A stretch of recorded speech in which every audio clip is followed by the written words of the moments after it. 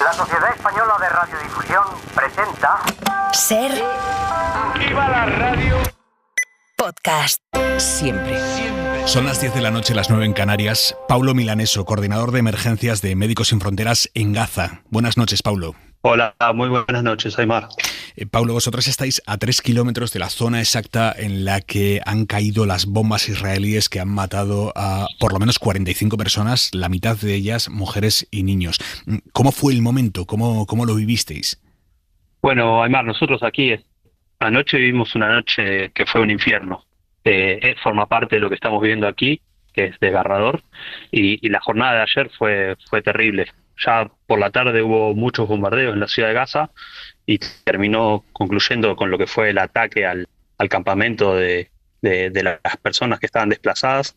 Y bueno, fue una real locura, porque empezamos a tener muchísimos casos, más de 180 personas heridas que llegaron a nuestro centro de tratamiento de personas heridas, y lamentablemente 28 de esas personas ya llegaron sin vida. O sea que fue una situación desgarradora. Paulo, ¿cómo era ese campamento? Era una zona considerada, no sé si segura, pero desde luego no estaba en el epicentro de los ataques.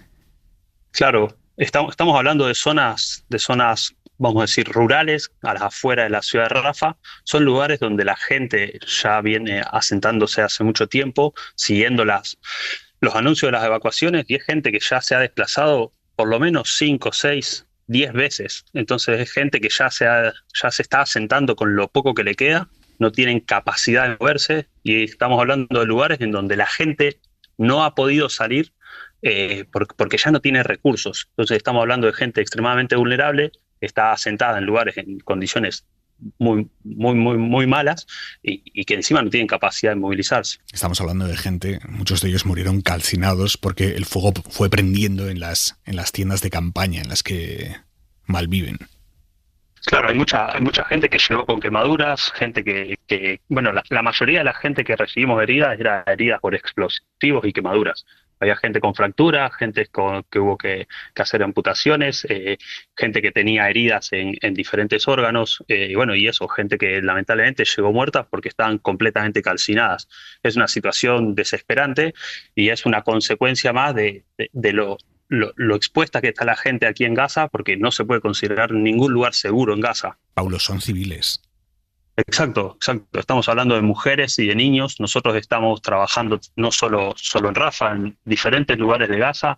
Tenemos atención primaria, maternidad, un montón de otros servicios, y toda la gente que llega a nuestras clínicas son civiles, y toda la gente que llega con heridas, que tenemos que mejorar sus vendajes, que tenemos que curar sus heridas. Estamos hablando de niños y niñas, de mujeres, personas que no tienen nada que ver con esto y que llegan a nuestras clínicas con situaciones muy complejas, y Médicos Sin Fronteras está apoyando para que estas personas puedan tener cuidados básicos en lo que son su tema de la salud, que es lo primordial. Paulo, y ahora esta gente, cuando salga de vuestras clínicas, ¿a dónde va a ir? Porque me dices que son personas que se habían movido ya 5, 6, 10 veces. ¿A dónde van a ir? Claro, esta gente vuelve a sus tiendas que no son ni siquiera tiendas de campaña, son protecciones mínimas que logran construir con lo poco que van encontrando, con lo poco que pueden ir trasladando de un lugar a otro. Estamos hablando de 4 palos y dos pedazos de plástico, y debajo de eso duermen, y ahí viven, y no viven 3 o 4 personas, viven 10 o 15. Entonces también eso es otra de las grandes complicaciones que encontramos. La gente viene y vuelve con heridas que en una situación normal se podrían curar en pocos días, pero que demoran semanas, porque también tenemos que pensar que están viviendo en condiciones que son infrahumanas, mínimas, porque no hay sistema de saneamiento, no hay sistema de agua potable, no hay electricidad. Entonces es gente que está amotinada en campamentos improvisados y que no tienen acceso a ningún tipo de servicio básico. ¿Qué esperanza le queda a esta gente, a la gente que está ahora mismo en vuestros centros de refugiados en Rafah, si Israel ni siquiera respeta las zonas humanitarias? Bueno, lo que le queda a la gente es seguir desplazándose, seguir intentando buscar refugio. Nosotros vemos muchísima gente desplazarse. Desde el 6 de mayo, cuando se anunciaron las primeras operaciones en Rafah, hubo miles de personas que se desplazaban y se desplazan como pueden. Algunos todavía les quedan sus coches, otros tienen que montarlos en carros tirados por burros, y otros caminan. la gente no hace más que movilizarse, están girando por dentro de la franja de Gaza, intentando escapar de estos bombardeos, de esta situación, y siempre en busca de algún mínimo recurso. Repito, nosotros estamos repartiendo más de 400.000 litros de agua por día porque la gente no tiene acceso a agua, no hay agua potable. Aquí el agua es salada y encima las plantas desalinizadoras de agua, que es la fuente principal de agua, prácticamente no pueden funcionar todos los días porque hay un bloqueo también en el ingreso de gasolina. Entonces la situación es como una cadena de necesidades que siempre llega al punto en que la gente no tiene acceso a lo más básico que necesite. ¿Y cómo se gestiona esa desesperación, Paulo? Bueno, la gente demuestra tener una fortaleza increíble. Nosotros nos toca también tenemos programas de apoyo de salud mental y trabajamos mucho con familias que lo han perdido todo, familias que están atravesando un duelo constante. Es un problema de salud mental crónico, es una situación constante, porque la gente lo perdió todo, perdió familiares, perdió el pasado, todo lo que tenían, la visión a futuro es prácticamente nula. Entonces nuestros equipos de salud mental están trabajando día a día para poder acompañar a la población de Palestina que tiene que seguir adelante. Trabajamos mucho con niños. Aquí ya hay más de 20.000 niños que han quedado huérfanos. Y nos llegan muchos de estos casos y también trabajamos para acompañarles y para poder construir el futuro. ¿Quién se hace cargo de esos niños huérfanos? Bueno, hay diferentes organizaciones sociales que van trabajando, van reconociendo estos casos y van intentando reubicar estos niños. Entre familias se le van distribuyendo. Hace poco nos pasó un caso de 2 niños que vinieron a la clínica y eran 2 niños de 10 años. Uno tenía una herida en el dedo y vinieron a una clínica a que le curen el dedo, y cuando le preguntamos por los padres fue, no, vivimos nosotros 2 solos, juntos. Cuando nos descuidamos se fueron corriendo y se escaparon porque se asustaron. Es muy difícil también dar apoyo en situaciones así desesperantes.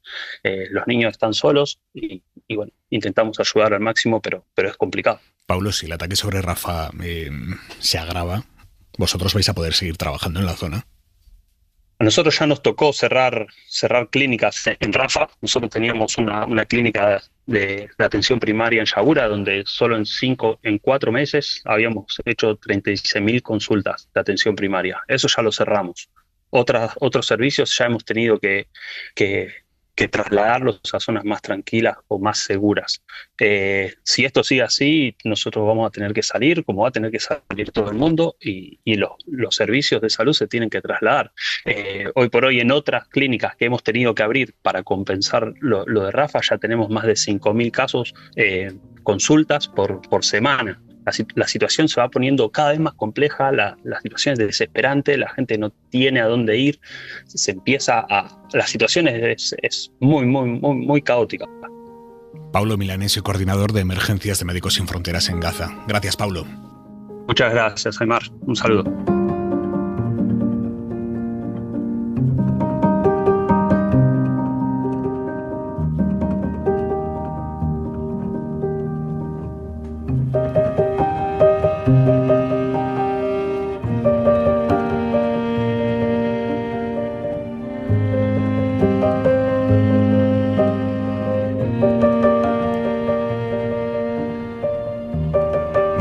Buenas noches. ¿Qué tal, Aymar? Buenas noches. Todo esto lo dice Médicos Sin Fronteras, no lo dice Hamas, no es una cuestión de parte, esto lo dicen Médicos Sin Fronteras.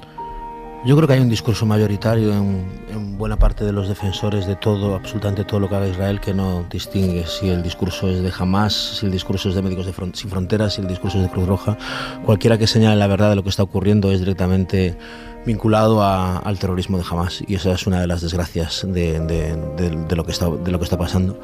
De la entrevista me he quedado con varias cosas muy potentes que ha dicho Paulo Milanesi. Me he quedado con la imagen de los 4 palos y de los toldos de plástico.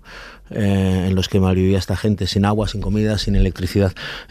Hay que tener en cuenta que la descripción de nuevos aspectos del infierno no varía la percepción que tenemos del infierno, por más que esté siendo la cobertura mes a mes contando nuevas historias, eso no cambia, el infierno sigue existiendo. Es verdad que la diferencia entre el infierno que nosotros conocemos desde niños, que es el infierno de la religión, es un infierno que no tiene un responsable directo, más o menos, o desde luego sí que es abstracto, pero este infierno sí que tiene un responsable directo, que es el gobierno, que es el régimen israelí que está aplicando lo que está aplicando en Gaza, ¿no? Ha contado también Pablo Milaneso que lo único que les queda a esos civiles es seguir desplazándose, seguir buscando refugio, que es otra lección que sabemos, por desgracia, desde hace mucho. Siempre hay un lugar aún más miserable que el último en el que estás cuando hay una guerra de estas características. No me ha sorprendido la reacción del ministro israelí de Exteriores, creo que ha sido hoy, cuando ha citado la Inquisición para hablar del reconocimiento del Estado palestino por parte del gobierno español. Ha citado la Inquisición porque ese gobierno se ha empeñado en que todos los sufrimientos de los judíos en el pasado, sea el pasado que sea, justifiquen el sufrimiento que unos pocos en un gobierno suyo apliquen al resto. Jaues, hasta mañana. Hasta mañana. Viendo la salvajada que han cometido y viendo que medio mundo lo está interpretando como lo que es una provocación al derecho internacional, porque es un ataque sobre Rafah 2 días después de que el Tribunal Internacional de Justicia les dijeran que dejaran de la Rafah. Viendo eso, Netanyahu ha dicho a última hora de hoy que ha sido un trágico accidente. Antonio Martín. Cada daño a civiles no involucrados es una tragedia, ha llegado a decir Netanyahu esta tarde en el Parlamento israelí, en el mismo día en que la cifra de víctimas que ha causado su ejército ha superado las 36.000. Es un trágico accidente, así ha definido el primer ministro hebreo la última matanza en Rafah, que según su ejército tenía como objetivo a 2 dirigentes de Hamás. Con al menos 45 muertos, ninguno de los principales aliados de Israel ha podido mostrar hoy el respaldo que vienen dando a diario a Netanyahu. Estados Unidos ha pedido al gobierno hebreo que proteja a los civiles después de los efectos de un ataque devastador. El presidente francés Macron dice estar indignado y la ministra de Exteriores de Alemania ha dicho que no hay ningún beneficio para Israel ni va a lograr que se libere a ningún rehén si su táctica consiste, dice la ministra, en quemar gente dentro de sus tiendas. El presidente turco Erdogan ha sido el más contundente, comparando a Netanyahu con Hitler o Milosevic. La propia ONU, la Unión Europea o la Unión Africana exigen que se investigue la matanza que la UNRWA ha calificado de infierno y Médicos Sin Fronteras concluye que ha dejado a sus trabajadores horrorizados. El gobierno que se permite ningunear así al Tribunal Internacional de Justicia y al más elemental concepto de humanidad, ese gobierno, el israelí, está amenazando a España con represalias ante el reconocimiento mañana del Estado palestino. Se va a oficializar mañana conjuntamente entre España, Irlanda y Noruega. El presidente Pedro Sánchez va a comparecer a primerísima hora de la mañana, a las 8:30, antes de que el Consejo de Ministros dé este paso diplomático. Pablo Morán. Hola Aymar, buenas noches. Y en la víspera, Israel ha lanzado 2 mensajes más, 2 amenazas directas, una en redes sociales a Sánchez, a Yolanda Díaz y al resto del gobierno, al que acusa de querer separar a España e Israel. Y la otra ha sido vía comunicado oficial, con el que se traslada a nuestra embajada la anunciada prohibición de atender a los palestinos de Cisjordania. En esa notificación, Israel promete dañar a quienes les dañen. Los días de la Inquisición han terminado, proclama el texto. Álvarez, junto a los ministros de Exteriores a Irlanda y Noruega, avanzaba esta mañana una respuesta a estos mensajes, al trato recibido por sus embajadores y también a los vídeos de este fin de semana. Desde luego, en algún momento habrá que expresar esa opinión que tenemos de rechazo a algo que no está dentro de la cortesía diplomática y de los usos de la Convención de Viena de Relaciones Diplomáticas. Pero al mismo tiempo, no vamos a caer en ninguna provocación que nos aleje de nuestro objetivo. El objetivo es el reconocimiento del Estado palestino mañana, un día histórico, según el ministro. Los 3, junto al resto de socios europeos, también han dado otro paso diplomático, convocar al ministro de Exteriores israelí en virtud del acuerdo de asociación de la Unión Europea con Israel. Esta vez sí hay unanimidad para recurrir a ese acuerdo, explicaba Borrell, el mismo acuerdo que España e Irlanda pidieron revisar hace ya 3 meses. Gracias, Pablo. Desplegamos ya la mesa del análisis de Hora 25 con Claudi Pérez, directora adjunto del País. Claudi, muy buenas. Buenas noches. La consultora Valentina Martínez Ferro. Valentina, ¿cómo estás? Noches. Y el director editorial de Infolibre, Jesús Maraña. Jesús, muy buenas noches. Hola, buenas noches. Claudi, personas quemadas vivas por los bombardeos en la zona exacta en la que el Tribunal Internacional de Justicia exigió hace 2 días a Israel que dejara de bombardear. Es devastadora esa entrevista, ¿no?, de que hemos oído hace poco. Recuerdan a razzias, ¿no? Recuerdan a a los cristales rotos, recuerdan luego con ese juego de malabares eufemístico de los efectos colaterales, un trágico accidente, ¿no?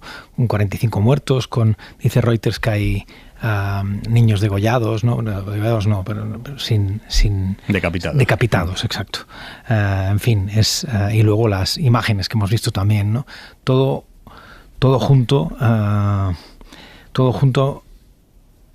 la cosa política de mañana, ¿no? Ese reconocimiento del Estado palestino y a la paradoja de que haya todavía quien se pregunta para qué sirve eso del reconocimiento del Estado palestino, o que haya partidos que sigan diciendo que no es el momento, o que haya quien critique que esto es solo política interna, ¿no? Política interior. Yo creo que aquí hace falta una buena sacudida, hace falta que suceda algo, ¿no? Y que la presión internacional, como sucedió, como sucedió con la Sudáfrica del apartheid, ¿no? Que la presión internacional obligue a hacer algunas cosas.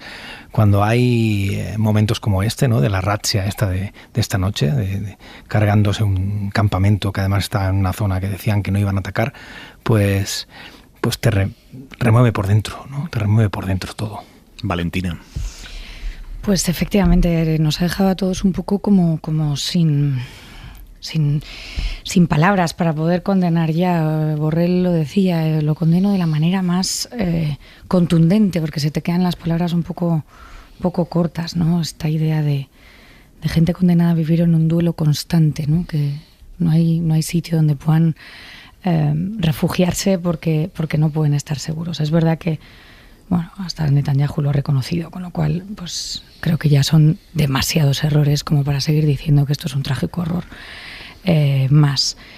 Y aquí pues lo que tenemos es cómo se responde a esto, cuáles son, esto que decía Claudia ahora, cuáles los instrumentos que tiene la comunidad internacional para poder reaccionar y para poder hacer que Israel reaccione, ¿no? Porque no parece que efectivamente el reconocimiento por parte de España y de Irlanda y de Noruega del Estado palestino de mañana pues vaya o haya tenido una reacción por parte de Israel que se necesita también, por otra parte, para llegar a una solución real, ¿no? de lo que estamos viviendo. Es verdad que uno puede ponerse en uno de los lados o en el lado de lo que podría considerarse la solución, pero necesitamos también que Israel reaccione de alguna manera, ¿no? Y por extraño que parezca, sí que es verdad que yo creo que la decisión que ha tomado el Gobierno de España la ha tomado también, en cierto modo, con una visión o en un momento en donde no podemos olvidar que hay elecciones europeas y la manera incluso en la que esto, pues por parte del Gobierno ha decidido no llevarlo al Congreso, a pesar de que haya una PNL de hace unos cuantos años en el que sí se le pide esto, y no llevar tampoco lo que hablaremos después de Ucrania, pues es imposible no hablar de esto en el contexto de elecciones europeas en el que estamos. Y ahí creo que sí que puede pasar como una propuesta intrascendente. Creo que esta del acuerdo de asociación que ha llegado la Unión Europea y que hoy hayan pensado allí en hablar sobre la posibilidad de imponer sanciones, y sin embargo quien lo ha dicho es el ministro de Exteriores de Irlanda, no el de España, ¿no? Que en esto es algo un poco más, sí, podríamos decir, concreto, y no una cosa tan simbólica, que no digo que no sea importante, pero que sí que creo que tenemos que pasar un poquito a los hechos de verdad y a dónde está ahora la comunidad internacional intentando meter presión a Israel. Maraña. Después de escuchar el testimonio de Pablo, del miembro de Médicos Sin Fronteras, claro, todo lo que es el análisis diplomático, militar, político, pues claro, parece extraterrestre, ¿no? Es decir, estamos hablando de lo que es el desastre y el asesinato puro, ¿no? De víctimas absolutamente inocentes, víctimas civiles, mujeres y niños. Entonces da como pudor meter en el análisis otros ingredientes, pero es que incluso esos datos, el hecho de que llevemos ya más de 36.000 muertos y el 70% sean civiles, es que ese porcentaje no se ha dado ni en las guerras mundiales. Es que es muy fuerte. Es decir, el hecho de que Israel siga sin tener en cuenta 3 días después de la última decisión, advertencia, orden, como se quiera llamar, del Tribunal Internacional de Justicia, y haya hecho este ataque. Y ahora Netanyahu habla de un incidente en el que se ha podido cometer un error, etcétera. La primera versión de las autoridades israelíes fue hablar de inteligencia precisa en este ataque, porque querían liquidar a 2 altos cargos de Hamas. El precio ha sido lo que ya sabemos, ¿no? Al menos 45 civiles, mujeres y niños, etcétera. A mi juicio, el gobierno israelí ha convertido a Israel en un país insumiso. Es un país rebelde ante la legalidad internacional. Y en este punto, quizás el único dato desde el punto de vista político, diplomático, sea el hecho de que cada día que pasa está más solo. Y cada día que pasa se hace más grande el problema para Estados Unidos y en este caso para Biden. Esto nos lleva a algo, bueno, no solo para Biden y Estados Unidos, hoy las reacciones ante este ataque absolutamente criminal por parte de Alemania y Francia, por ejemplo, ha sido más contundente, ha ido un paso más allá de lo que suelen ir países como Alemania y Francia. Ahora bien, nos lleva a alguna parte esta presión internacional, tanto desde el punto de vista jurídico como político, y en ese sentido incluyo el paso de reconocer el Estado palestino por 3 países que no son cualquier país. Me parece que el hecho de que Noruega y España, que albergaron en su día las principales cumbres sobre el conflicto de Oriente Medio, es importante, y el hecho de que vayan a venir detrás, como ha anunciado Borrell en varias ocasiones, otros países europeos, son los primeros, digamos, del núcleo de Occidente que dan este paso, pues no es baladí, no es despreciable, no es simplemente una táctica política interna, pero ¿qué necesita Israel para ceder de alguna manera a la presión internacional? ¿O qué necesita Estados Unidos para poner pie en pared e ir a sanciones más duras, económicas, políticas, etcétera?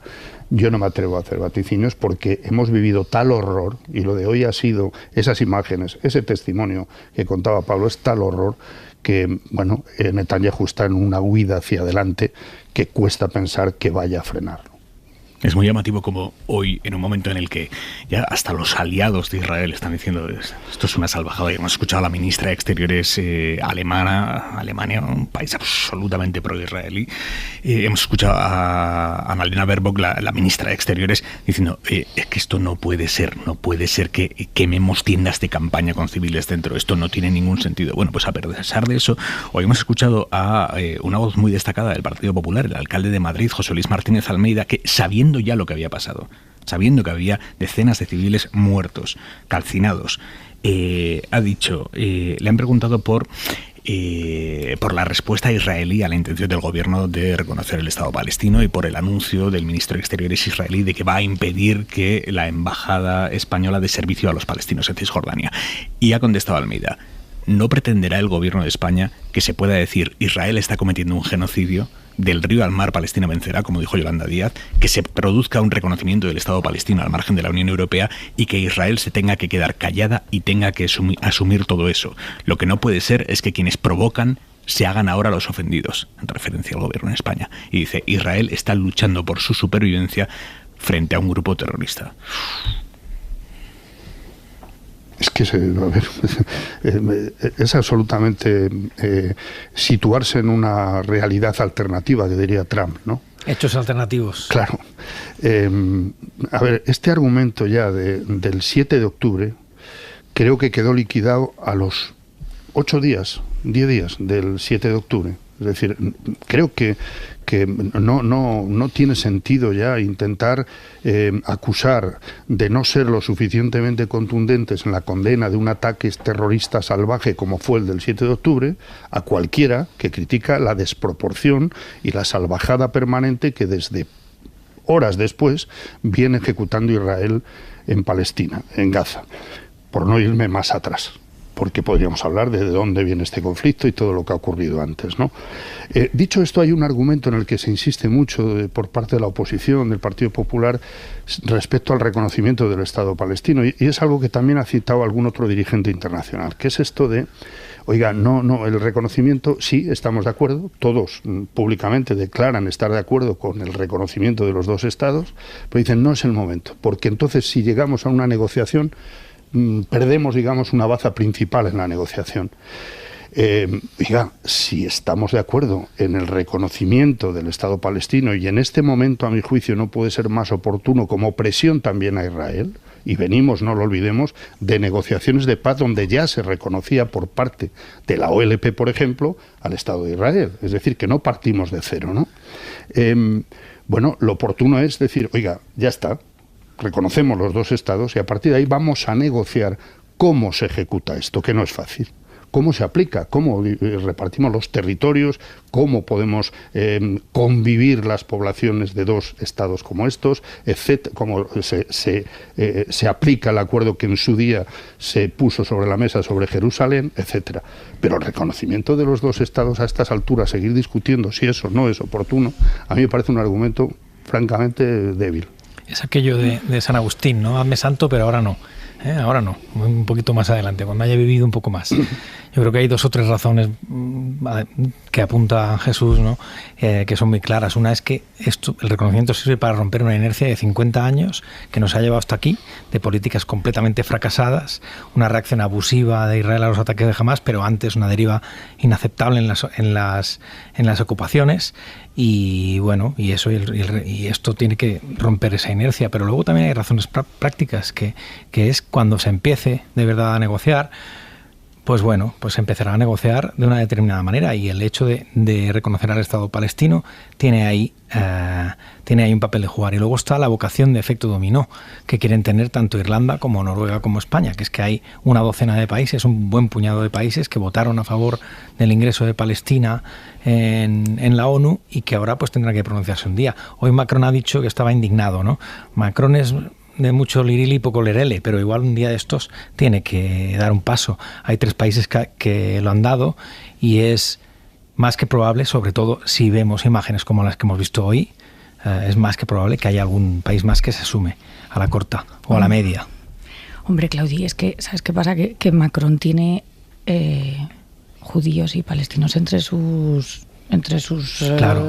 Nacionales, es decir, como casi todos los países europeos. Hombre, no como España, ¿no? Francia tiene más, claro, pero casi todos los países Francia y Alemania, europeos lógicamente. Y Bélgica los tiene, y está a un paso del reconocimiento. Pero Noruega, Irlanda y España, los 3 países, son los 3 países en donde la comunidad judía es menos importante dentro de Europa. Quiero decir que es algo que tenemos que tener en cuenta, que es importante. Es importante también que aquí hay 2 partes. Una cosa, nosotros estamos centrándonos en el reconocimiento del Estado palestino, porque es lo que el gobierno de alguna manera quiere promover y que va a promover y va a reconocer mañana, pero que tenemos que saber también que Netanyahu lo que está es luchando por su propia supervivencia. Yo creo que efectivamente lo que quiere es llevar esto hasta las elecciones de Estados Unidos. Es larguísimo, porque es un mes de noviembre, claro, en esta situación es absolutamente imposible, pero él está luchando por su propia supervivencia y el Estado de Israel también. Pues van 36.000 muertos. Sí, 36.000. Sí, esto no que es, siga luchando, que igual no alcanza cifras de seis números. Sí, no es una cuestión de tener razón, es una cuestión de poder dar pasos que vayan en la dirección buena y correcta para que se llegue a un alto al fuego, para que no olvidemos, Jesús, que hay rehenes todavía. Es decir, tú dices que se puede olvidar el 7 de octubre al poco tiempo por la desproporción que ha habido en la reacción, pero para Israel hay todavía rehenes. ¿Has visto lo que piden los familiares de esos rehenes? Sí, también estuvieron el otro día en el Israel, Congreso. claro. Sí. No es lo que está haciendo Netanyahu. No es lo que está haciendo Netanyahu, pero que... Netanyahu es una fábrica de terroristas de Hamás. Sí, yo no... Con piernas. Es así. Un ataque como el de hoy, ¿cuántos terroristas fabrica? Él está empeñado en que el mundo identifique Hamás y el pueblo palestino. Y esto ya no lo va a conseguir. Es imposible. Cualquiera que vea la desproporción, y ellos mismos dicen, no, queremos asesinar a 2 altos cargos de Hamás, y mueren 45 civiles, mujeres y niños. Es una fábrica de terroristas. Y a partir de ahí es que no hay proporción en todo esto. Es decir, es verdad lo que dices, ¿no? Netanyahu está en una huida hacia adelante a ver si llega Trump, ¿no? De todas maneras, creo que estamos esperando a una condena del PP de las masacres que está perpetrando Netanyahu, por pequeña que sea, estamos esperando desde hace unos cuantos días, diría. No creo que tengamos mucho inconveniente en hacer una condena. Pues adelante, a ver qué día, llega. No se ha escuchado, ya se ha escuchado al alcalde Almeida cuando se le pregunta por lo de hoy y lo que responde. Pero yo no estoy segura de que respondiese a esto o a lo que había dicho el ministro de Exteriores con el vídeo. Que quizá, o sea, no por ponerlo en duda, por el contexto en el que... Exactamente lo que le han preguntado es por la nota diplomática que ha enviado el ministro israelí de Exteriores a la embajada. Es que eso tiene más sentido. Sí, como he explicado. Pero es que, Valentina, es un político, es un cargo institucional. Solamente... Es decir, lo de hoy es lo de hoy. Te pregunten lo que te pregunten. Parece que debe ser motu propio. No, hombre, pero queda un poco raro que se diga que el alcalde Almeida, después de 45 civiles muertos, no se refiere a eso como una barbaridad o como un hecho trágico, que es lo que yo he entendido al principio. No, pero el hecho es que estas palabras del alcalde Almeida, refiriéndose a la nota del ministro de Exteriores israelí, no hace referencia a una masacre que él sabía que se había cometido ya a estas horas. En el momento en el que hoy Almeida, en respuesta a esa nota diplomática de Katz, el ministro israelí de Exteriores, ha dicho esto. No pretenderá el gobierno de España, mejor dicho, que se puede decir que Israel está cometiendo un genocidio, que del río al mar Palestina vencerá, como dijo Yolanda Díaz, que se produzca un reconocimiento del Estado palestino al margen de la Unión Europea e Israel se tenga que quedar callada y tenga que asumir todo eso. Lo que no puede ser es que quienes provocan se hagan ahora los ofendidos. Y ha añadido, en otro momento, Israel sigue luchando por su supervivencia frente a un grupo terrorista. Esto es todo lo que ha dicho, no ha dicho más. Quienes provocan, un día como hoy, decir quienes provoca, con lo que ha ocurrido, es que es de verdad... No, yo lo único que quiero decir, que quede bien claro, es que no tengo la certeza de que el alcalde Almeida subiese en este momento, cuando lo está diciendo, que ha habido esta masacre, que es comprensible. Pero llámala a Aymar, a ver si nos lo aclara un poco, porque vamos... No. Y desde luego no se remite. De cualquiera que se despertara esta mañana. O sea, estas palabras del alcalde de Almeida son, el primer teletipo, que es de EFE, es de las 12:57 de hoy. 12:57. O sea, a las 8 de la mañana estábamos todas las radios contando ya desde esa primerísima hora de la mañana lo que había pasado. Ha decidido centrar sus esfuerzos. Por primera vez hay un político que contesta la pregunta. Y la pregunta no iba sobre la denuncia, entonces contesta la pregunta, que es cómo reacciona Pero Valentina, ¿cómo contesta? Hablando de la provocación a la que responde Israel en un día como hoy. Es que a mí me parece que no tiene perdón posible. No hay es decir, es que usted vive en otro planeta, pero aparte de vivir en otro planeta y no enterarse de lo que ha pasado, además sigue insistiendo en la provocación cuando han caído 45 personas asesinadas y ardiendo tiendas de campaña. Es decir, es que incluso aunque fuera por ignorancia, dice, oiga, usted es un irresponsable. Lo digo así de claro. Es decir, es que tiene la obligación de enterarse si no lo sabe. Bueno, pero no ha seguido el guión de lo que decía Claudi, que viene siendo la respuesta del Partido Popular. Hablando de guiones, ¿cómo interpretáis que haya habido un cambio en la estructura discursiva que estaba siguiendo la parte socialista del gobierno, que era no llamar genocidio, hasta ahora al menos, a lo que estaba cometiendo Israel en Gaza? Este fin de semana hemos escuchado a la ministra de Defensa, Margarita Robles, poniéndole ya ese calificativo, genocidio. ¿Cómo lo interpretáis? Estoy hablando demasiado, pero a mí me parece muy relevante. O sea, ¿por qué es la ministra de Defensa? Porque en primer lugar, es Margarita Robles, porque es magistrada de carrera, después de lo que ha decidido el Tribunal Penal Internacional, y porque todo el mundo sabe que no es precisamente la ala más izquierdista de este gobierno. Por sí, todos lo curioso esos ha sido la reacción del ministro de Exteriores, ¿no? Sí, a mí me ha llamado la atención a mí me ha sorprendido la contundencia el ministro de Exteriores. Que el ministro de Exteriores justamente no haya querido y además lo hayan parado, o sea, lo haya circunscrito, ¿no?, a su condición también de juez, como diciendo quizás da un paso más, ¿no? Por cierto, que lo dijera además el Día de las Fuerzas Armadas. O sea, es que son una serie de factores que desde luego no parecen improvisados, ¿no? Está aquilatando, ¿no?, un cambio de posición que va a llegar un día de estos. Es también lógico, hasta cierto punto, que Álvarez ponga un poco el freno, porque se supone que es el jefe de la diplomacia española, ¿no? Y tiene, digamos, otras razones estratégicas. Pero vamos, que sea Margarita Robles es bien interesante, porque yo creo que indica que hay un camino que se va a empezar a andar un día de estos. Seguimos en Hora 25.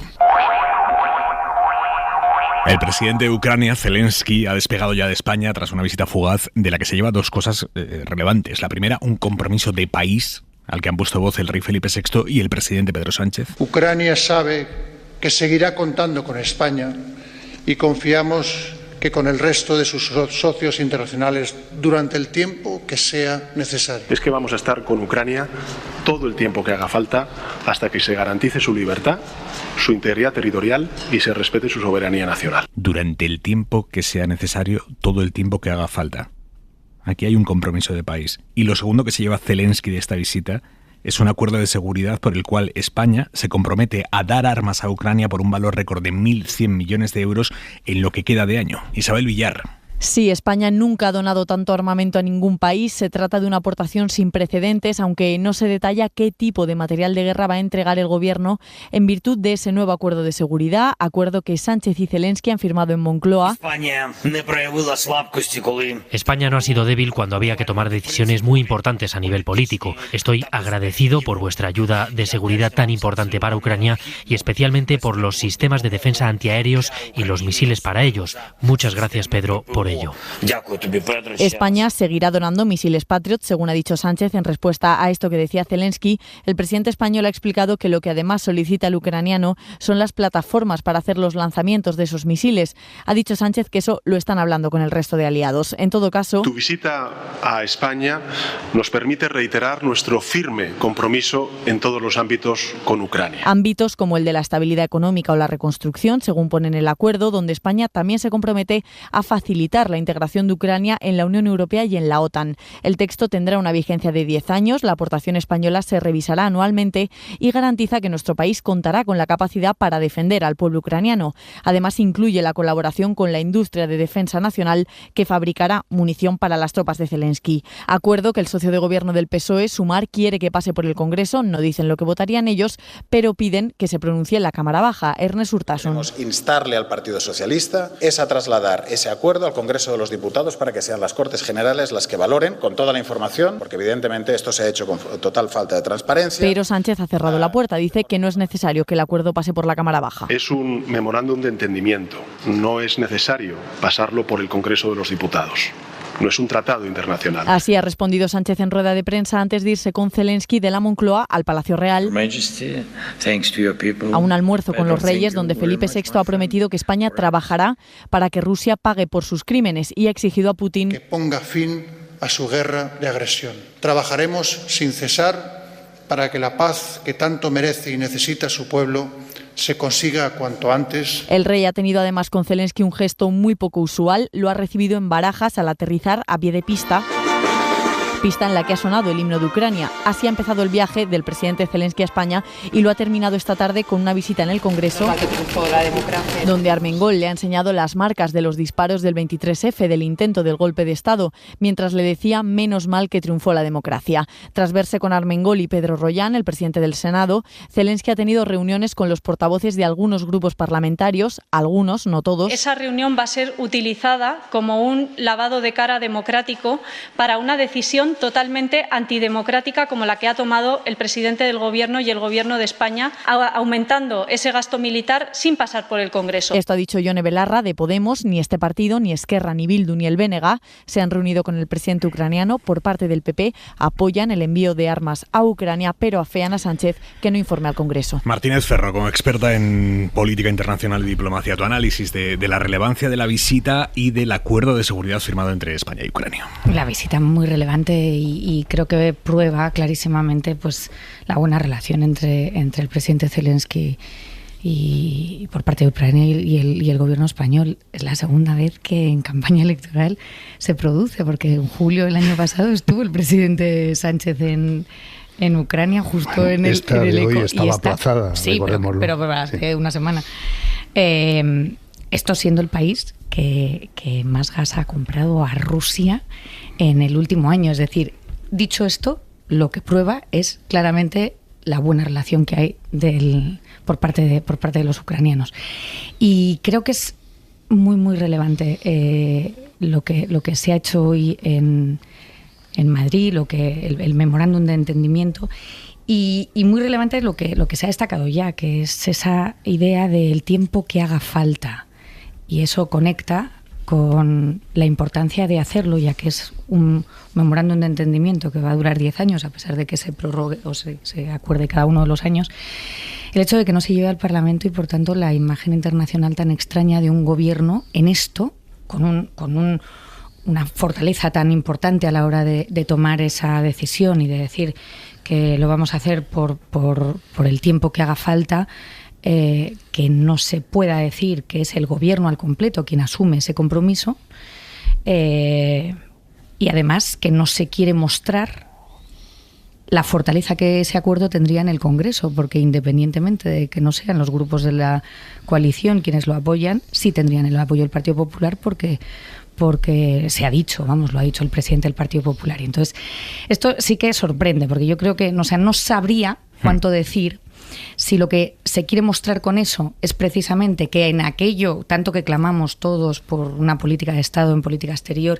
que no se quiera mostrar ese apoyo por parte del Partido Popular al gobierno en esto, que es concretamente en algo concreto y nítido que sí se puede votar en el Congreso y que esa votación sea de alguna manera clarísima para Ucrania también, sabiendo que ese compromiso se puede mantener en el caso de un gobierno del Partido Popular. Claudi.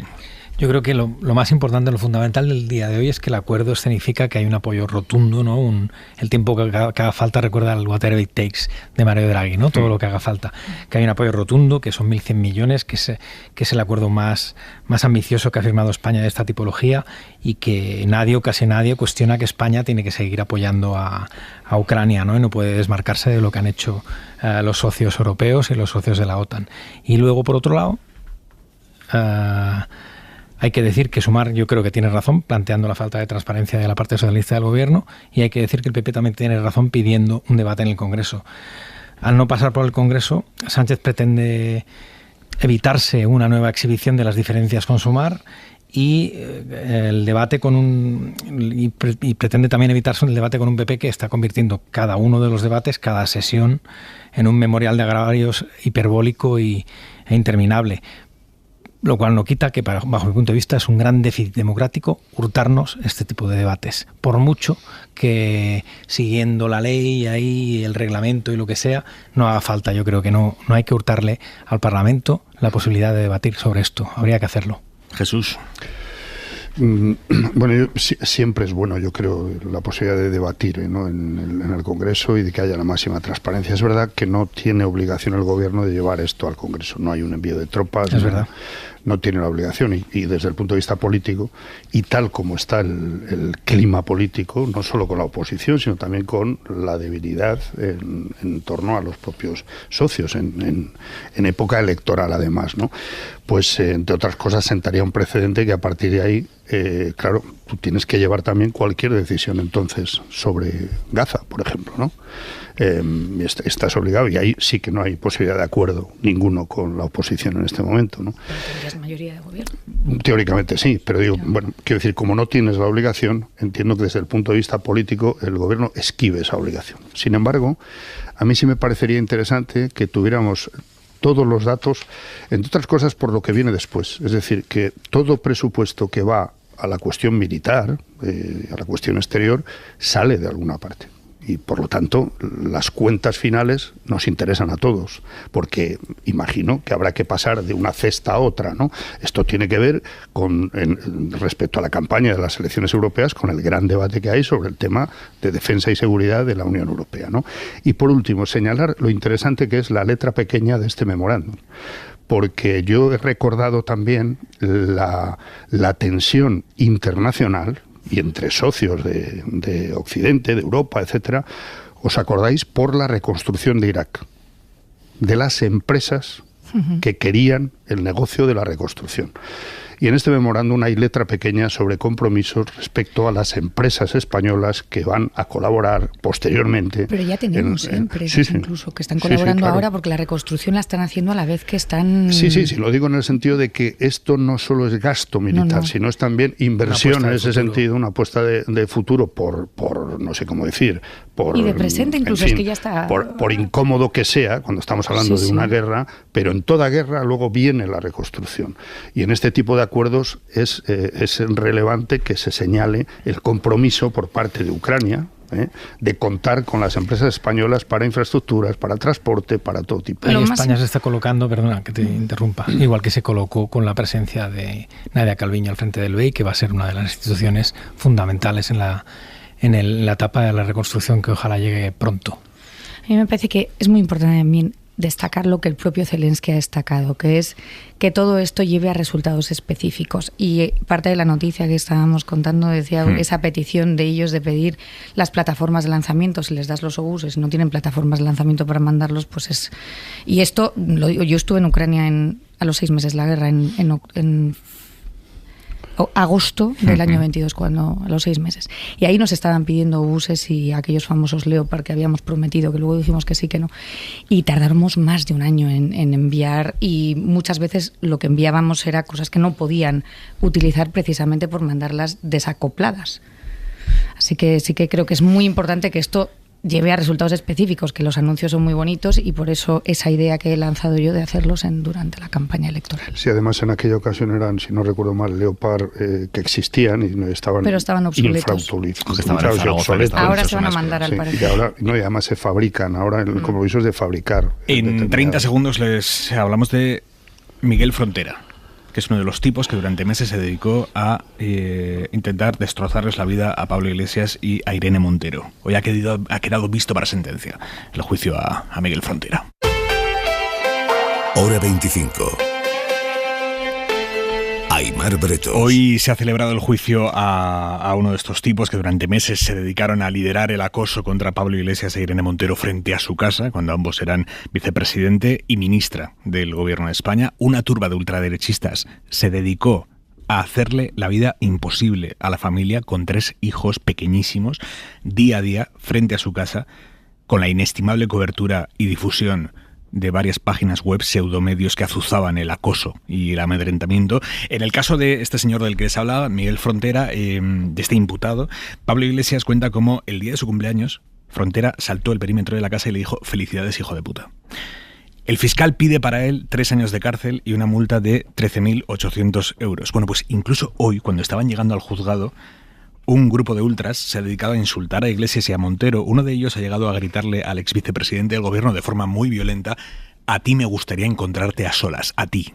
A ti me gustaría encontrarte a solas, a ti Eso lo podéis grabar también, ¿no? Que es acoso en las puertas de los juzgados. Acoso en las puertas de los juzgados. Le ha gritado: a ti me gustaría encontrarte a solas, a ti, el día que te encuentre, sal fuera si tienes cojones, eres un mierda, eres un asqueroso, vallecano de mierda, miserable. Estas amenazas, el día que te encuentres, a ti me gustaría encontrarte a solas, esto es una amenaza, esto no. Estas amenazas se las ha gritado, insisto, de forma muy violenta, y ante la inacción de la policía, que no ha hecho nada por identificar a quien ha ido a la puerta del juzgado a acosar a unas víctimas de acoso. Que a uno le puede parecer bien, mal, regular o pésimo su actitud política, lo que han hecho en su carrera política, pero son objetivamente unas víctimas de acoso de esta turba de extrema derecha. Y además, ex vicepresidente y ex ministra del gobierno de España y candidata electoral. Irene Montero, que se expresaba así al salir del juicio. Es que es impresionante, es que es todo el rato intimidar, acosar, violentar, y se creen en la impunidad de poder hacerlo. Y no puede ser, hombre, esta democracia tiene que funcionar. Los fascistas no pueden permanecer en la impunidad. Alguien en la dirección de la policía tiene que explicar con qué criterios ha diseñado el operativo de seguridad de hoy para proteger a 2 personas que siguen teniendo que ir fuertemente escoltadas, y la imagen de impunidad para los acosadores ultras que se ha proyectado hoy, que ya no es que sea lamentable, es que es preocupante. Pero más allá de esto, sobre el fondo del asunto, Claudi. A mí me resultaba muy violento, ¿no?, ver el gesto de esa gente que miraba de hito en hito a Pablo Iglesias. Aparte de esas voces que hemos oído ahora, ¿no? Los gestos, las imágenes eran bastante brutales. Los scratches están fuera de lugar, procedan de donde procedan. Vengan del lado de que vengan. Y luego hay que recordar, porque ha pasado hace 2 días, que de las palabras se pasa a los gestos. Hoy hemos visto palabras y gestos, y de los gestos se pasa a la violencia. Hemos tenido un intento de asesinato de un primer ministro de un primer ministro de la Unión Europea, de un eslovaco, de Robert Fico, hace unos días, ¿no? Entonces, pues bueno, tampoco quiero aquí llamar a la tormenta, ¿no?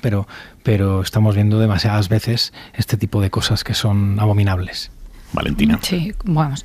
Me parece que es un acoso, se produzca donde produzca, es intolerable, ¿no? Hacía unas semanas que vimos aquí el de un concejal de Ponferrada, que también el exalcalde de Ponferrada, que uno se pregunta quién tiene tanto odio dentro de él como para irse a la puerta de un juzgado, porque casi parece un tema personal, ¿no? Ser capaz de atacar con esa rabia. Y creo que todo esto, pues lo que hemos repetido muchas veces durante el último año, lamentablemente, ¿no? Que el acoso es intolerable, venga de donde venga y se produzca por quien se produzca. Es verdad que en el caso de Pablo Iglesias, como dijo aquello del jarabe democrático, pues cuando él organizaba los scratches, y además decía de los de abajo, ¿no? Como si hubiese librase a algunos de que si justificase de alguna manera que hubiese gente tan enfadada y tan tratada injustamente por los de arriba que pudiesen utilizar el scratch como metodología, y no lo hay ni los de abajo, ni los de arriba, ni los del centro, ni los de ningún lugar. Y dicho eso, creo que efectivamente deberíamos de pasar ya a una condena completa y absoluta, y en este caso desde luego la policía que diga por qué no los detuvo. Bueno, a mí me parece que es meridiano que esto es violencia política y que es el resultado material de los discursos del odio y del fomento del odio, de la destrucción personal de un adversario político. Esto hay que recordar que duró más de 7 meses. Yo no recuerdo ningún scratch que durara 7 meses. Segundo, no es lo mismo un scratch, un boicot en una facultad universitaria, como hemos vivido unos cuantos, o en un acto público, o incluso saliendo de un domicilio privado, algo puntual, quiero decir, que no justifico, pero me parece que es totalmente diferente. Lo digo porque he escuchado bastante y he leído ese argumento de, bueno, pues ellos pedían el jarabe democrático y Soraya se lo hicieron en su casa con un bebé. Sí, pero insisto, no 7 meses, no con la violencia que yo pasé varias veces por allí, por Galapagar. Esto era impresionante, todas las tardes, y también con bebés. Sí. Y segundo, algo todavía más grave a mi juicio, porque no hubo una actuación para interrumpir, para frenar eso, como no ha habido hoy suficiente, a mi juicio, previsión para evitar la violencia a la que han tenido que volver a enfrentarse Pablo Iglesias e Irene Montero. Es que hubo denuncia judicial y hubo decisiones que justificaban aquello como libertad de expresión. Y esto es grave, porque una vez más estamos en una especie de pinza entre algunas decisiones desde el Poder Judicial, no del Poder Judicial, sino de jueces concretos, y medios que jalean, que provocan, que aplauden, que incitan a todo esto, y algunos partidos que cuando se les pregunta por ello dicen, bueno, pero como jarabe democrático, scratches, etcétera, pues parece como es que se justifica. Y yo creo que hay que trazar alguna línea en algún momento entre unas cosas y otras. Esta no ha sido algo, digamos, que pueda tener paralelismos en otros territorios políticos, por decirlo así. Esto fue, insisto, meses y meses. Y no valían ni las denuncias, ni las peticiones de que se hiciera algo, ni nada de nada. Es decir, incluso alguna vez se lo llevaban a este sujeto y volvía al día siguiente sin ningún problema. Seguimos en Hora 25. En la cadena SER, Hora 25. Aimar Bretos. Y esta noche viene al larguero Toni Kroos. Manu Carreño, muy buenas. Hola, Aimar Bretos. Le quedan 5 días para jugar su último partido como madridista y después jugará la Eurocopa con Alemania. Esta noche va a estar con nosotros en el larguero el alemán del Real Madrid, que el otro día recibió una despedida que a pocos jugadores madridistas se les ha dado. A grandes mitos como Casillas o Cristiano Ronaldo o Benzema, que han salido un poco por la puerta de atrás. La despedida el otro día fue espectacular a Kroos. Ahora hablamos con él. En el día en el que Nadal ha debutado y ha caído eliminado en Roland Garros. Antes Zverev en un gran partido del alemán. 6-3, 7-6 y 6-3. Y además ha habido lista de Luis de la Fuente, tenemos a Nedrín de futbolistas, un montón de cosas. Tenemos todo esta noche. Hasta luego, Manu. Adiós, Aimar. Chao. ¿Y qué ropa tenemos para mañana, Jordi Carbó? Buenas noches.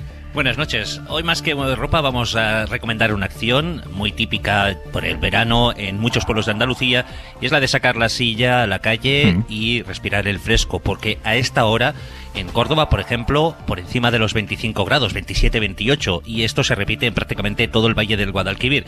Y es que vamos a pasar de ese deseo de que llegue el verano a que nos va a cansar un poco, porque entre mañana y el viernes temperaturas prácticamente de canícula en el sur de la península, máximas de 35 a 40 grados en el Valle del Guadalquivir. En el resto del interior peninsular superaremos los 30 grados estos próximos días y de noche apenas va a refrescar. Donde menos subirán las temperaturas, todavía el agua está fría en puntos costeros de la península y de los archipiélagos.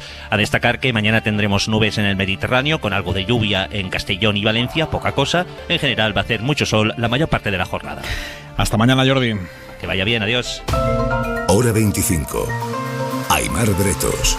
11:05 de la noche, 15 en Canarias, y acabamos de tener acceso al informe de la Guardia Civil en el caso en el que un juez investiga a Begoña Gómez, la mujer de la presidenta, a raíz de una denuncia de la organización ultraderechista Manos Limpias. La semana pasada ya conocimos, lo publicó El País, las líneas generales de ese informe de la UCO que desvinculaban a Begoña Gómez de cualquier delito. Hoy el juez ha levantado el secreto de sumario y acabamos de tener acceso al literal de ese informe, que dice que, Pedro Jiménez, buenas noches.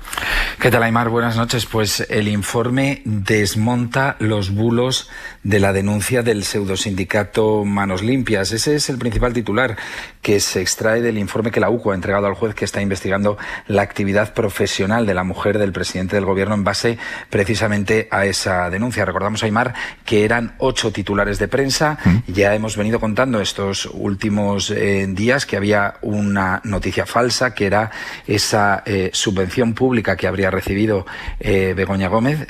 Begoña Gómez no era la mujer del presidente del gobierno la que había recibido esa subvención pública, sino que era otra Begoña Gómez. Efectivamente, la UCO confirma esa, noticia falsa, pero es que hay más. Dice la Guardia Civil que no ha podido confirmar que la mujer del presidente del gobierno tuviera una participación mínima en la sociedad Inmark, en la que trabajó Begoña Gómez hasta que Pedro Sánchez empezó a ocupar puestos de responsabilidad en el partido y que recibió contratos públicos con él ya de presidente. Esta es otra de las informaciones que ha estado circulando en algunos medios de comunicación. Pues bien, la UCO concluye que este extremo, que diferentes medios de comunicación han atribuido a Begoña Gómez, no ha podido ser corroborado de manera fehaciente hasta el momento.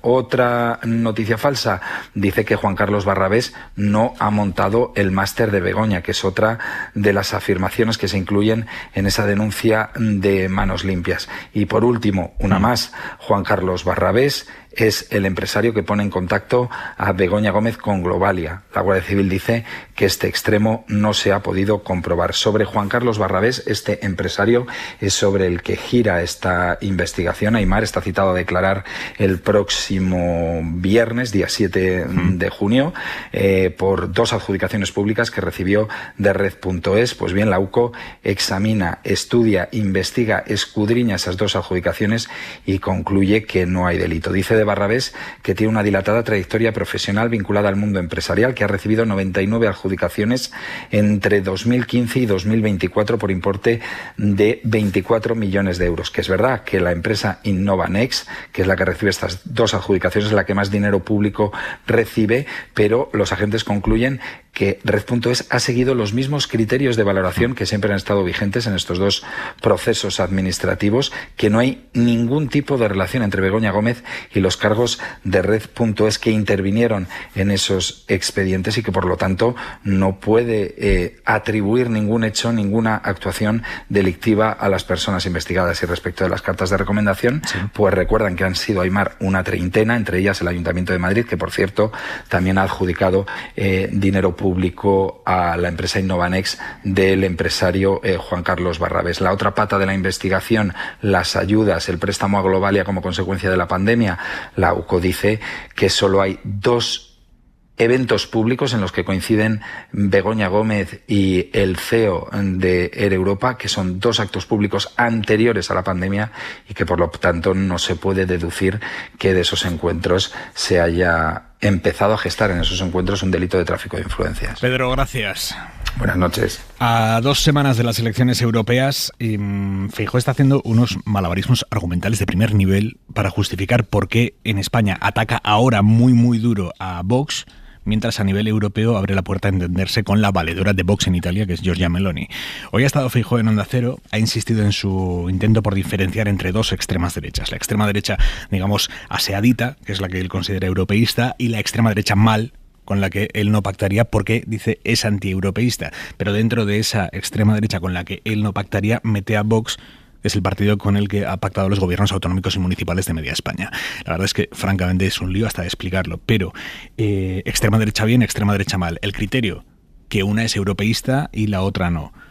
Que una y otra defienden tesis que atentan contra los principios básicos de convivencia y respeto a los derechos humanos, pues eso no importa tanto. La cuestión ahora es que Meloni es ahora una europeísta pragmática y entonces ya nos vale con eso. Nosotros no debemos pactar con la extrema derecha en Europa. Y lo que he dicho y lo que mantengo es que la señora Meloni está defendiendo el Estado de Derecho, ha firmado el pacto anti-inmigración, se declara pro-europea. La señora Meloni es pro-europeísta y por lo que vemos o escuchamos algunos dirigentes del partido de Abascal, no lo es. La señora Meloni es el gobierno de Italia y Vox aquí pues es la tercera fuerza parlamentaria de nuestro país. Es una diferencia sustancial. Por lo tanto, con Meloni sí, pero con Vox no. Y esto lo dice el presidente de un partido que gobierna con Vox en Aragón, Castilla y León, la Comunitat Valenciana, Extremadura, Murcia y en Baleares con un acuerdo parlamentario. Hemos preguntado a varios de esos presidentes autonómicos del PP que gobiernan con Vox en qué lugar les deja a ellos este nuevo criterio de Feijóo de que con Vox no se puede pactar. ¿Qué te dicen? Mariela Rubio, buenas noches. Buenas noches, pues algunos de estos presidentes autonómicos que gobiernan con Vox hoy en privado se han mostrado incómodos por el papel en el que les deja Feijóo, situando a Vox en el grupo de extrema derecha antieuropeísta del que, sin embargo, saca a Meloni. Porque es innegable que Feijóo, aunque tratando de cabalgar contradicciones, ha pasado hoy al choque directo con Abascal, cuyo partido, recordamos, según las encuestas, va por lo menos a duplicar resultados en las elecciones europeas.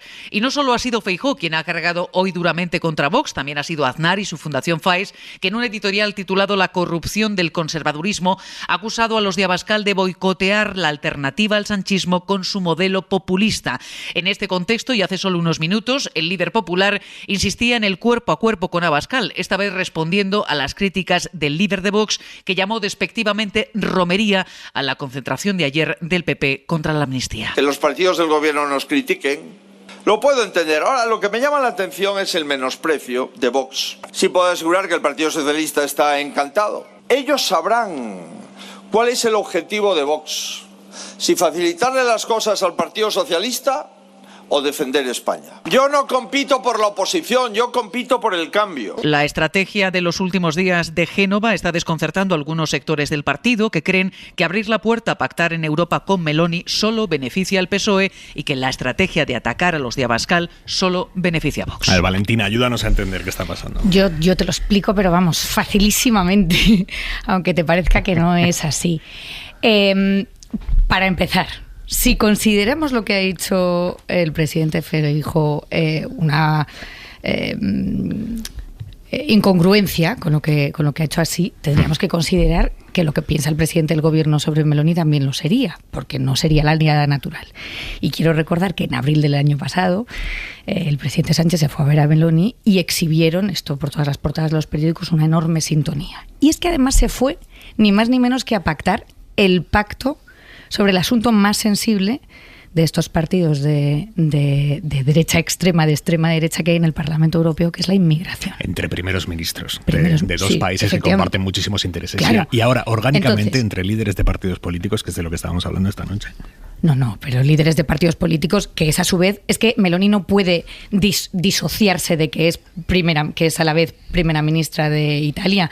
Cuando Teresa Rivera dice, que lo ha dicho en una entrevista del Correo, si las propuestas que hacen son con arreglos a los valores de Más Europa, yo también me abro a poder pactar con Meloni. ¿Por qué es importante y relevante Meloni en este caso?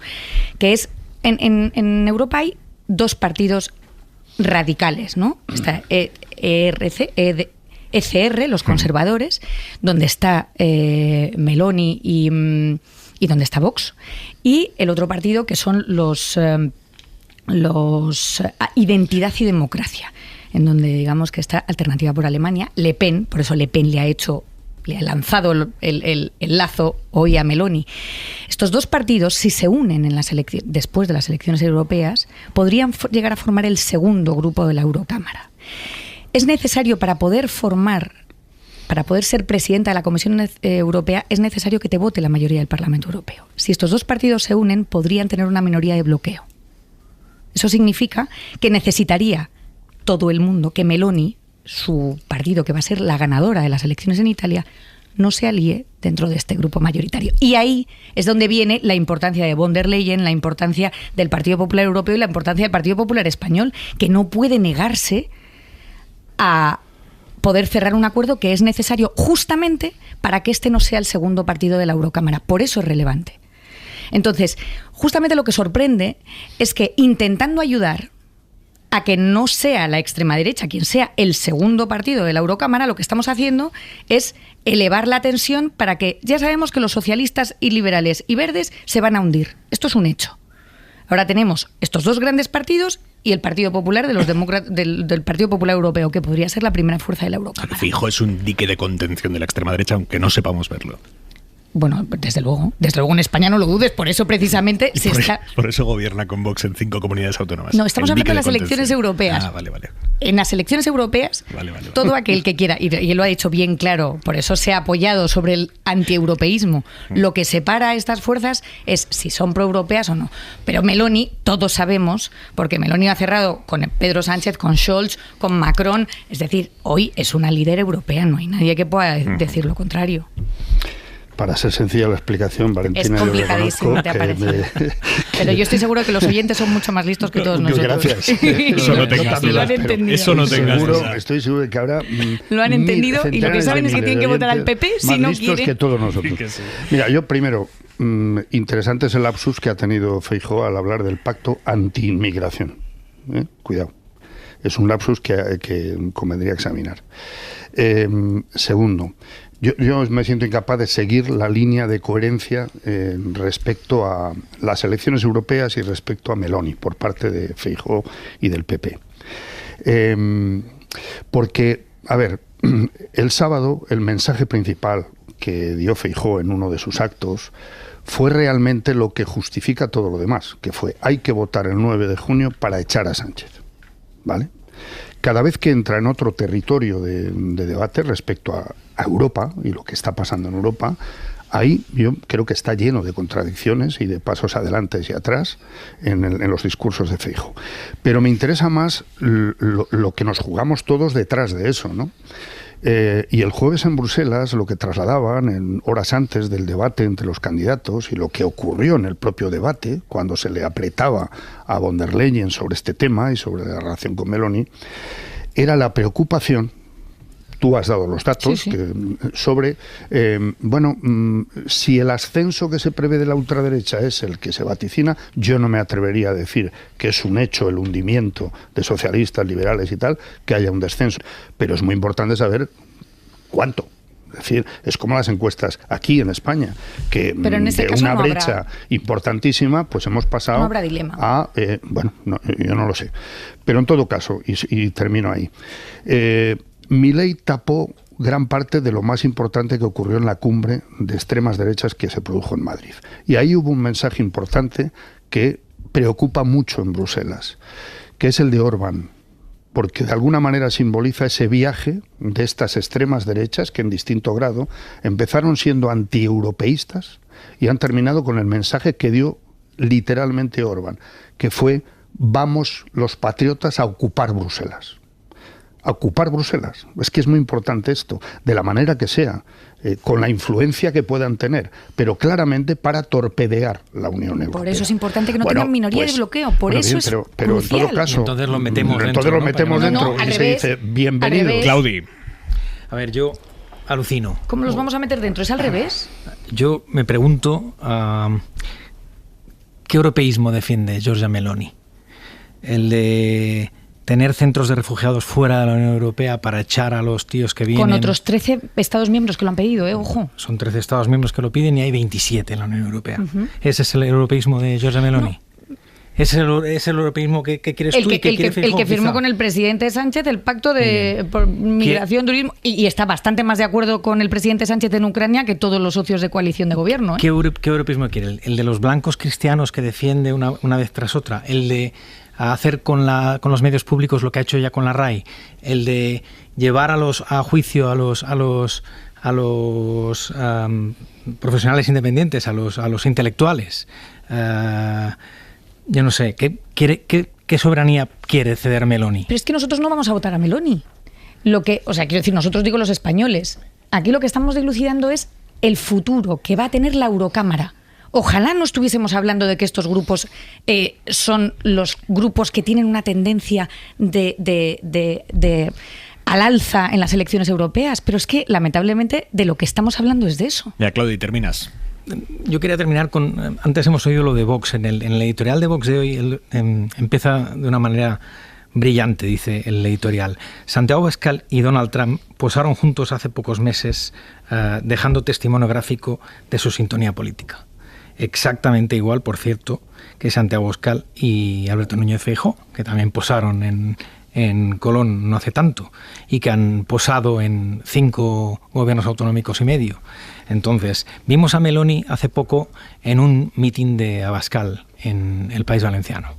Luego vimos a Meloni por videoconferencia, eso sí, y con un discurso brillante, junto a Abascal de nuevo, junto a Milei, junto a la plana mayor de la ultraderecha recalcitrante, archiconservadora, neoliberal, y no se me ocurre nada más que decir, pero bueno, de ese calibre. Y ahora vemos a Alberto Núñez Feijóo diciendo que lo mejor es que Meloni esté dentro. La última vez que metimos dentro a la zorra en el gallinero, al zorro en el gallinero, fue Orbán. Orbán estuvo dentro del Partido Popular Europeo. Gran éxito del Partido Popular Europeo, que ha conseguido que Hungría termine siendo una democracia liberal. Y la penúltima vez fue Berlusconi. Venga, no tengo tiempo porque quiero contaros 2 cosas más. La primera, el Papa Francisco ha pedido a los obispos que no admitan seminaristas homosexuales porque dice hay demasiado mariconeo en los seminarios. Esto lo dice el Papa Francisco, Francisco el moderado, Francisco el progre, pero maricas no. Así se lo dijo literalmente a los obispos italianos reunidos a puerta cerrada. Corresponsal en Roma, Joan Solés. Buenas noches, Aimar. Que Francisco haya utilizado en alguna ocasión la expresión despectiva italiana frojaggine, equivalente a marica con mayor desprecio, bien. Puede ser anecdótico, puede deberse simplemente al desconocimiento del Papa argentino del significado exacto en italiano, como señalan esta noche muchos medios de comunicación. Sin embargo, no es anécdota que aquel Papa que en su primer viaje apostólico hace una década afirmó: «Sono gay, ¿chi sono io per giudicarla?» ¿Quién soy yo para juzgar a los homosexuales? Hoy ratifique la rotunda negativa del acceso de homosexuales al seminario y al sacerdocio. Fue Benedicto XVI quien introdujo la prohibición en el 2005 si el candidato no curaba su tendencia homosexual en 3 años. Y son los obispos italianos quienes, al parecer, han pedido al pontífice mayor condescendencia porque, a fin de cuentas, un homosexual puede ser tan honesto como un heterosexual o tan deshonesto, ambos. A todo ello, según la prensa italiana, Francisco contestó a los obispos que en los seminarios ya hay demasiado frojaggine, maricas en castellano, con lo cual el Papa jesuita sí les juzga. Y lo segundo que les quería contar es que la directora de Igualdad y No Discriminación, un alto cargo del gobierno, ha criticado con dureza una sentencia de la Audiencia Provincial de León que aplica atenuantes en una condena a un hombre que dejó 3 veces embarazada a una niña. En el momento de los hechos tenía 12 años, fue creciendo de 12 hasta 15 años. El hombre es 12 años mayor que ella, los 2 gitanos. Los jueces, a petición de la Fiscalía, atenúan la condena porque consideran que en la cultura gitana las uniones de pareja se producen a edades muy tempranas. Ojo, 12 años, embarazada 3 veces. Y dan por válido el consentimiento de esa niña. La primera vez tenía 12 años. Mariola Lourido. Buenas noches, Aimar. La sentencia ha indignado a la directora de Igualdad de Trato. En declaraciones a la cadena SER, Beatriz Carrillo considera muy grave que la justicia transmita el mensaje de que, como es una niña gitana de 12 años, no es una violación sino una costumbre, nada más lejos de la realidad, y ella lo dice con conocimiento. También como gitana le puedo asegurar que esto no forma parte de la idiosincrasia del pueblo gitano, porque los menores y las menores son sagrados y sagradas para nosotros. Por tanto, me preocupa que este mensaje llegue a la sociedad mayoritaria y los prejuicios y los estereotipos que ya marcan nuestras vidas se multiplican. Y también me preocupa mucho es que al final este mensaje llegue a las niñas gitanas y crean que la violencia de género, la violencia machista, la violencia sexual es algo normal. La rebaja de la pena ha sido muy significativa a propuesta de la Fiscalía y sin que ninguna de las partes haya alegado, se redujo la condena de 37 años a 8 por un delito de agresión sexual continuado. La dejó embarazada a los 12, a los 13 y a los 15. El argumento de la sentencia para aplicar la atenuante, pues dice que no se puede olvidar que en la cultura gitana las uniones de pareja se producen a edades muy tempranas. Añade la Audiencia de León que la víctima manifestó que sabía lo que eran las relaciones sexuales, sus consecuencias y que las consintió. El acusado admitió todos los hechos, también la paliza que le dio y por la que desde entonces está en prisión. La joven sufría malos tratos de él y de su clan familiar. Lo dejamos aquí por hoy. Jesús Maraña, Valentina Martínez Ferro, Claudi Pérez. Un abrazo, amigos. Un abrazo, buenas noches. Y abrimos ya el larguero esta noche con Toni Kroos, Carreño. Con Toni Kroos y con aterrizaje de emergencia del avión del Cádiz. Es verdad. Que salía hacia El Salvador para participar en homenaje a Mágico González. Y según han despegado de Jerez, se ha escuchado un fuerte impacto en el avión. Han empezado a perder altura. Y rápidamente el piloto ha dicho tenemos que aterrizar en Sevilla por problemas en el avión. Así que bueno, afortunadamente ha terminado bien, pero nos cuenta que se han llevado un buen susto la plantilla del Cádiz. Su vida. Y ahora mismo Toni Kroos. Lo contamos ahora todo en el larguero. Descansen. Hasta mañana.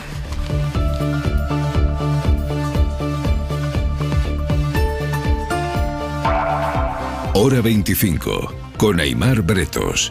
Cadena SER. 100 años de radio.